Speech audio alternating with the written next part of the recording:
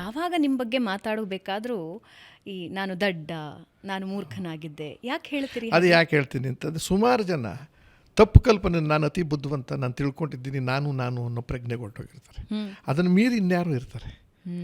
ಅಂದರೆ ನಾನೇ ಕಂತಿಮ ಅಲ್ಲ, ಕಲಿಯೋದು ಬೇಕಾದಷ್ಟು ಇರುತ್ತೆ. ಆಮೇಲೆ ಇಂಥವ್ರು ಎಂಥದ್ದು ಬೇಕಾದ್ರೂ ಆಗ್ಬೋದು ಅನ್ನೋದಕ್ಕೆ ಮಾಡಿ ಸೂಸೈಡ್ ಮಾಡ್ಕೋತೀರ ಇಲ್ಲದೆ ಹೋದರೆ, ನನಗೆ ಬುದ್ಧಿ ಇಲ್ಲ, ನನ್ನ ಹಿಂಗೆಲ್ಲ ಸಮಾಜದಲ್ಲಿ ಕೀಳಾಗಿ ನೋಡ್ತಿದ್ದಾರೆ ಅಂಥ ಅನುಮಾನಗಳು ಗುಮಾನಿಗಳು ಬಂದು ವಿದ್ಯಾಭ್ಯಾಸದಲ್ಲಿ ಫೇಲ್ ಆಗೋದು, ಜ್ಞಾನ ಸಿಕ್ಕಿಲ್ಲ ಅಂತ ಹೇಳೋದು, ಡಿಗ್ರಿ ಮಾಡಿ ಇವಕ್ಕೆಲ್ಲ ಕೇಳಿರೋ ಇದೆ ಬಿಟ್ಬಿಡಿ.